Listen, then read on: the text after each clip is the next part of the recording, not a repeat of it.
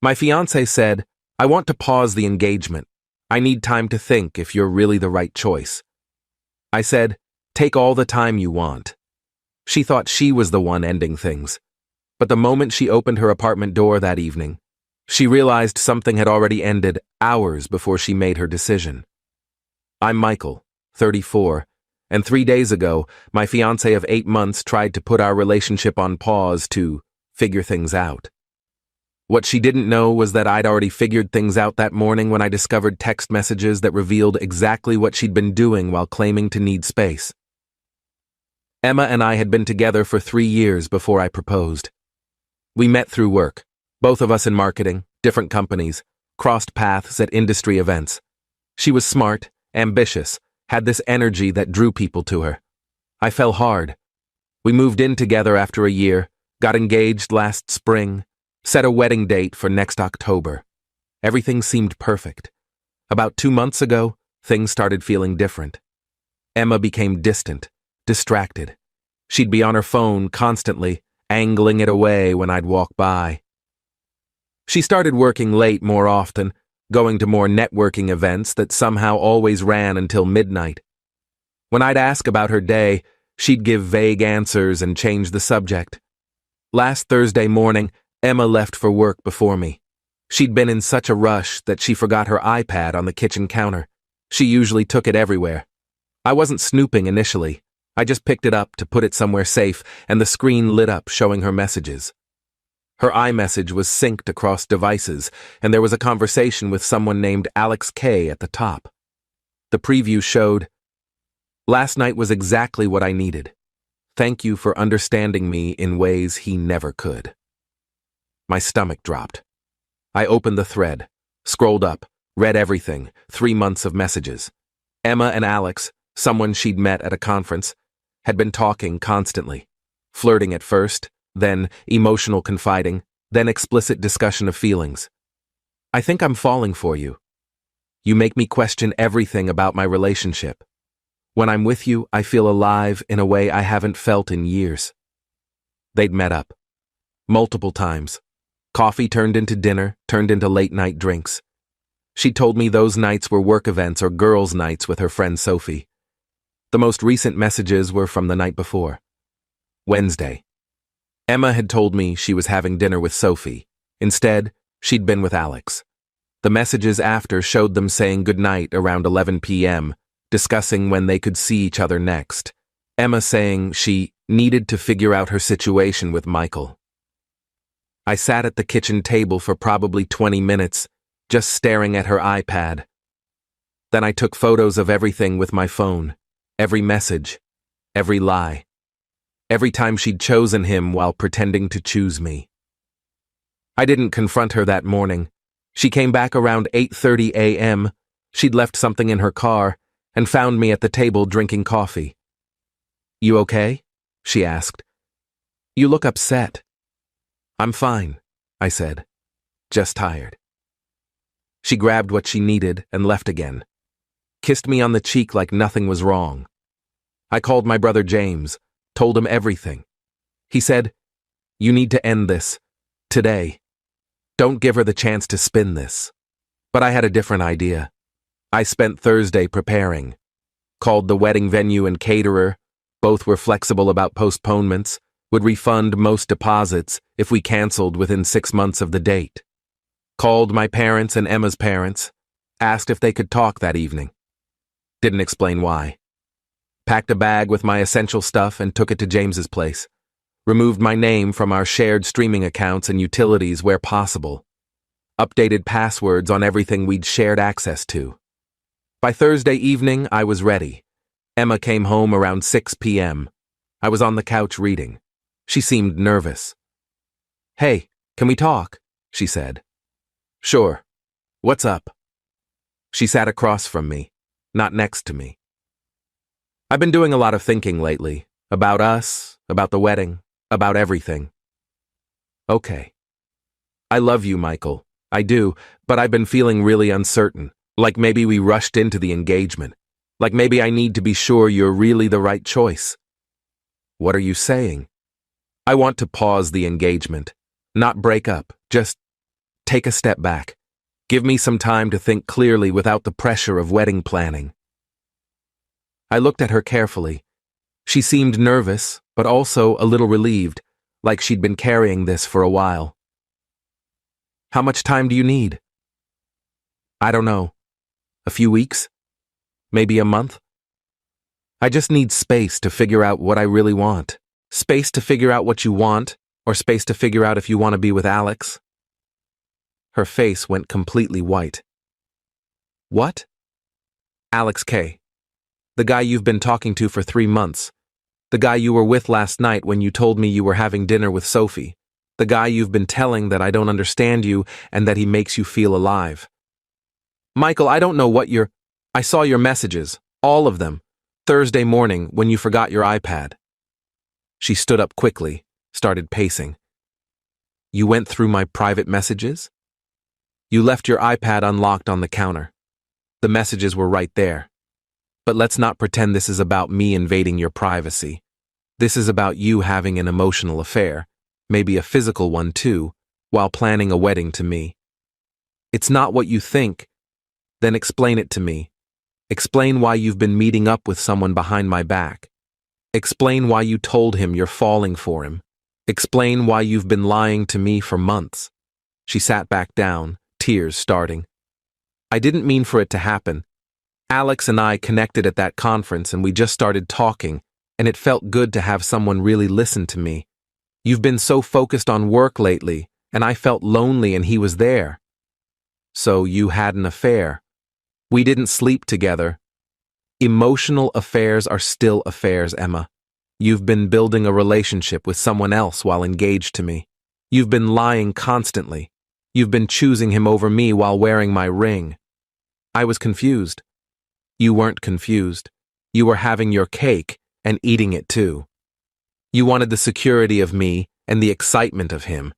And tonight you were going to ask for a pause so you could test drive the Alex option without fully committing to leaving me. Classic having your backup plan strategy. She was full on crying now. That's not fair. What's not fair is you lying to me for 3 months. What's not fair is you making me plan a wedding while you were telling someone else you might be falling for them. What are you saying? I'm saying we're done. The engagement is over.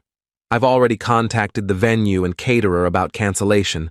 I've moved my stuff to my brother's place. I called both sets of parents earlier. They're on their way here now, actually. Should be here in about 10 minutes. I wanted to tell them together what happened, so there's no confusion about why this wedding isn't happening. You called our parents? I did. Because I'm not letting you control the narrative on this one. I'm not letting you tell everyone that we mutually decided to take a break, or that we grew apart, or whatever story you were planning. Everyone's going to know the truth. She looked panicked. Michael, please. Can we just talk about this privately? We don't need to involve our families. You involved our families when you agreed to marry me while pursuing someone else. They deserve to know why their kids aren't getting married anymore. The doorbell rang. Emma looked at me desperately. Please don't do this. I stood up and went to the door. Both sets of parents had apparently arrived at the same time, were standing together looking confused. Thanks for coming, I said. Please come in. Emma and I need to talk to you about something. Update 1. The conversation with our parents was brutal. Emma's mom kept asking what was happening, why I'd called this emergency meeting.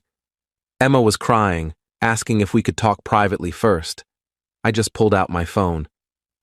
Emma's been having an affair, I said simply, for the past 3 months, with someone she met at a conference.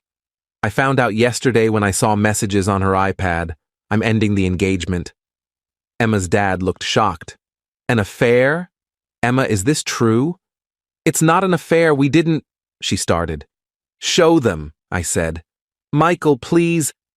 I held up my phone showing screenshots of the messages, passed it to my mom who read some, then passed it to Emma's parents. Watching their faces change as they read was painful but necessary. You told this man you were falling for him, Emma's mom said quietly, while engaged to Michael. I was confused, Mom. I didn't know how I felt. You knew enough to lie about where you were going, I said. You knew enough to tell me you were with Sophie when you were actually with him. You knew enough to plan meetups and tell him he understood you better than I did. My dad, who'd been quiet, finally spoke. Son, what do you need from us? Just support. And I needed witnesses to the truth. Emma was about to ask me for a pause on the engagement. I'm guessing her plan was to test things with Alex while keeping me as an option if it didn't work out. I wanted to make sure everyone knew what actually happened. Emma was sobbing.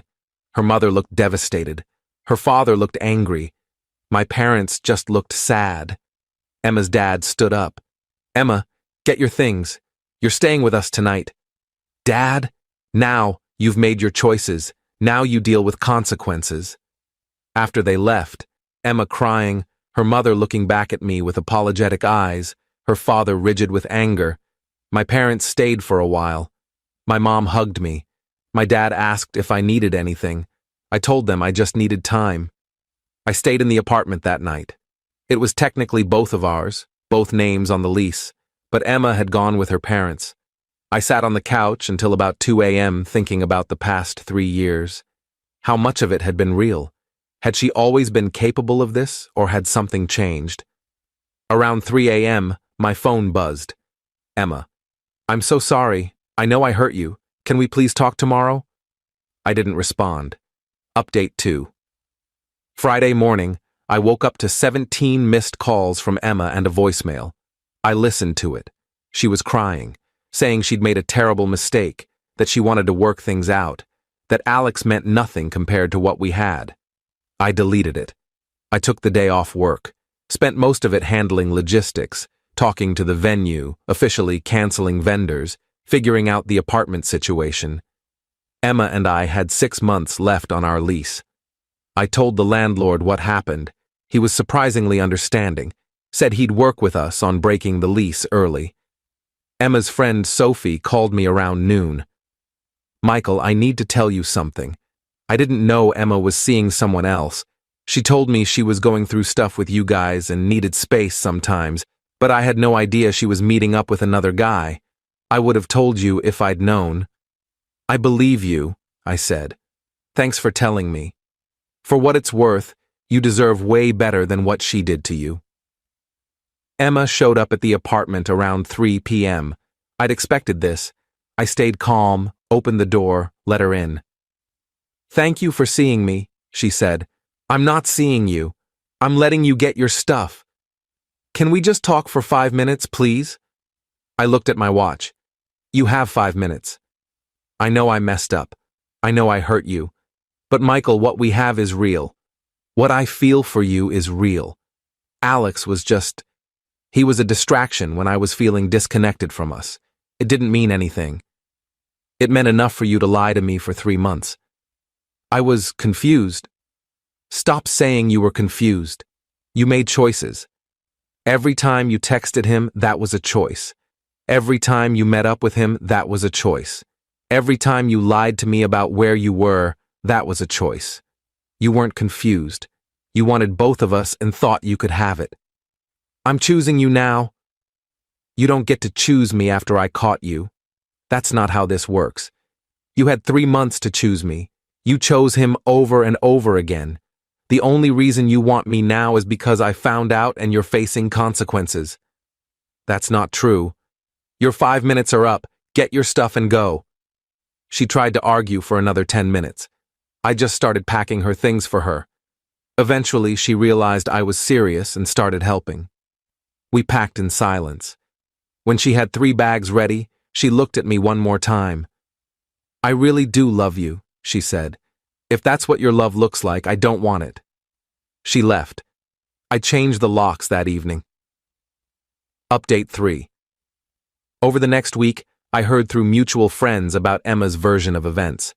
She was apparently telling people that we'd been growing apart and that our breakup was mutual and complicated. When people asked about the wedding being canceled, she'd say, "We realized we weren't ready." I didn't correct anyone publicly. But when friends asked me directly what happened, I told them the truth. Word spread pretty quickly after that.